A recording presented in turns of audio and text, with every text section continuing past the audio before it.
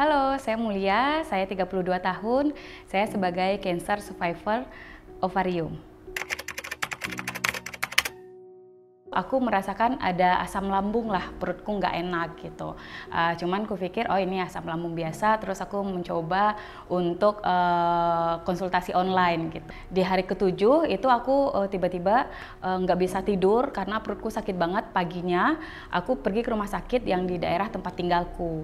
Aku diminta ke rumah sakit lain yang di daerah tempat tinggalku juga. Nah aku ke sana, terus akhirnya mereka mengatakan bahwa oh ini isoman aja gitu, karena memang gejalanya itu bukan dari COVID, tapi kamu itu usus buntu gitu. Nah akhirnya aku pulang, terus kemudian aku isoman.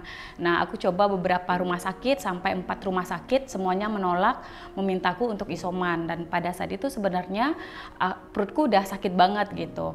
Nah di malam hari ke-10 itu tiba-tiba aku nggak bisa duduk, terus sakit banget dan tiba-tiba aku pingsan. Nah orang tuaku membawaku ke rumah sakit yang agak jauh, yaitu RSPAD. Nah di sana memang ada IGD yang khusus COVID. Nah pas di sana itu di hari Sabtu, sehingga dokter nggak ada.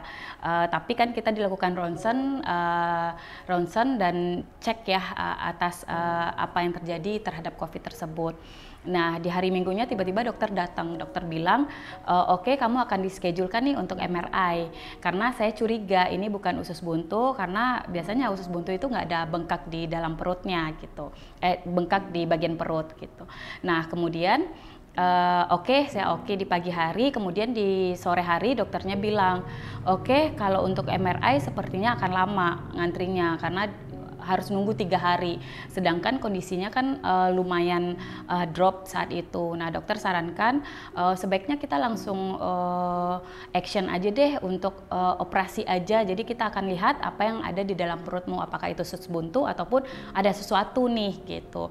Nah di hari Senin paginya aku operasi, kemudian setelah operasi keluar hasil biopsi, nah ternyata divonis cancer stadium 2, itu cancer ovarium.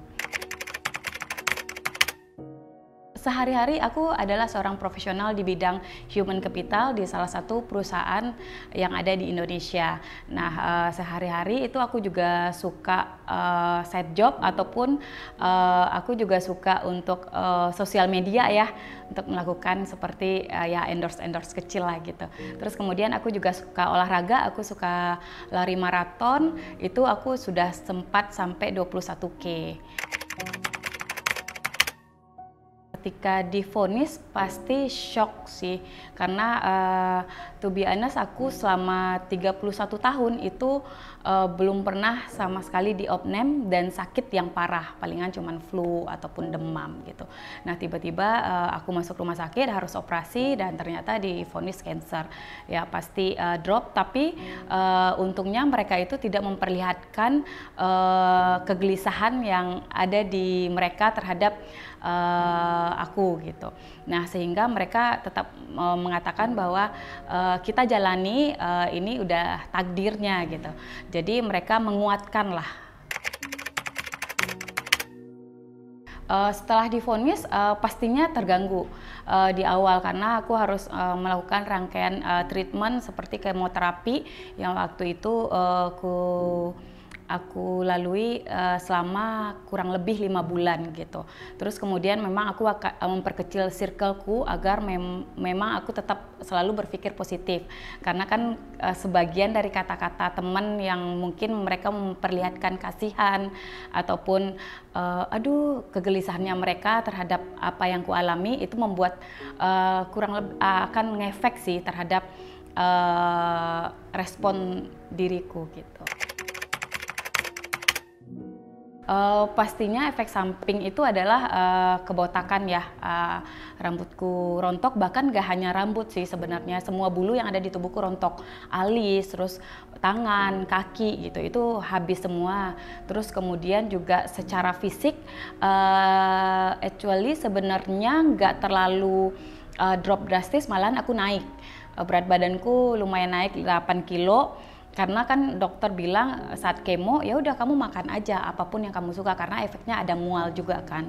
Tapi yang paling berpengaruh pasti kebotakan sih, karena di kemo pertama aja itu rambutku di kemo pertama setelah 5 hari itu udah rontok parah. Jadi memang sebelumnya dokter bilang kemo ini akan berefek ke kebotakan gitu, kamu rambutmu akan gugur gitu. Nah sebaiknya di after kemo pertama kamu botakin aja gitu. Nah awalnya sih nggak percaya gitu, separah apa sih rontoknya gitu kan. Nah di hari kelima aja itu udah berasa, di hari ke-8 aku langsung botakin rambutku karena memang nggak mau stres akan rambut yang gugur gitu. Awalnya sebelum botak itu pas dengar dokter bilang bahwa kemo pertama aja udah bikin botak, itu aku shock sih. Aku kaget, aduh kalau botak gimana ya gitu, terus keluar-keluar gimana gitu. Nah akhirnya tapi dokter bilang bahwa ini hanya temporary, setelah kemo pasti akan tumbuh lagi. Cuman kan aku tetap berpikir iya tumbuh lagi, cuman harus berapa lama? Karena kan aku juga browsing-browsing apa sih orang-orang yang sebelum kemo berapa lama sih tumbuh rambutnya dan seperti apa gitu. Nah itu cukup lama sih kupikir.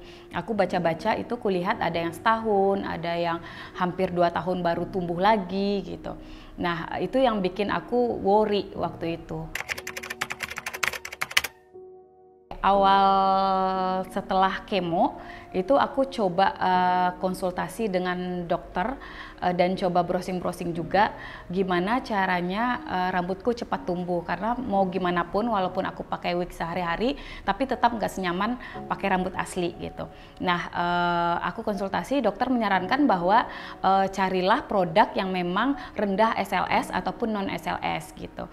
Nah aku coba cari ini, aku browsing-browsing sampai hopeless juga gitu, nggak nemu produk apa sih sebenarnya yang rendah SLS gitu. Nah akhirnya aku direkomendasikan salah satu produk yang namanya Kalaya. Nah di situ aku kenal dengan Kalaya Hair Treatment. Awalnya sih aku ragu ya dengan apakah benar nih ini sampo juga bisa bikin rambutku tebal terus cepat tumbuh gitu. Terus setelah pemakaian awal 1 bulan terus udah mulai kelihatan tuh rambutku mulai tebal, tapi aku belum menyadari sebenarnya. Teman-temanku bilang waktu itu aku dinas luar kota, terus temanku bilang, waduh rambutmu cepat banget tumbuhnya, tebal banget gitu. Nah terus aku lihat, oh iya benar ya gitu. Setelah 2 bulan hasilnya seperti ini gitu, tumbuhnya banyak banget, terus memang jadinya lebat banget gitu, tebal banget gitu, hitam gitu. Nggak seperti rambutku sebelumnya nggak setebal ini dan juga nggak selebat ini sih. Yang mensupport adalah pastinya keluarga ya, keluarga selalu ada di sampingku dan juga selalu menguatkan lah dan mencoba membuatku berpikir realistis gitu. Terus kemudian juga pastinya sahabat-sahabatku ya yang selalu mensupport bahwa ya udah gitu, ini adalah takdir ya harus dijalani, yang penting kita jalani dengan step yang benar dan ikuti anjuran dokter karena dokter yang paling tahu lah yang terbaik untuk kita.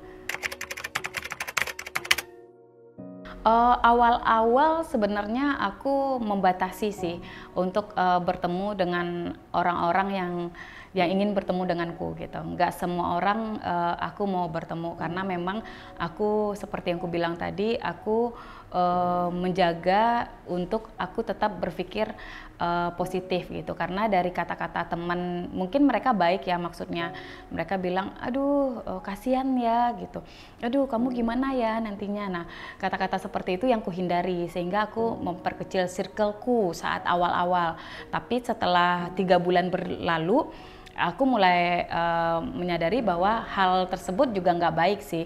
In the end aku akan ketemu dengan orang banyak lagi dan mereka akan bertanya hal seperti itu. Jadi akhirnya acceptance-ku itu cepat kulakukan agar tidak berkepanjangan dan aku selalu menyesali dengan apa yang terjadi denganku.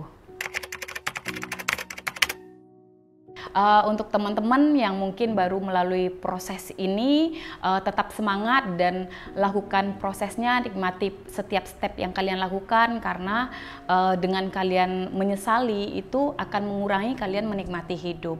Jadi tetap semangat, jalani dengan semangat, terus kemudian jangan putus asa, karena banyak orang yang menyayangi kalian dan menunggu kesembuhan kalian sendiri.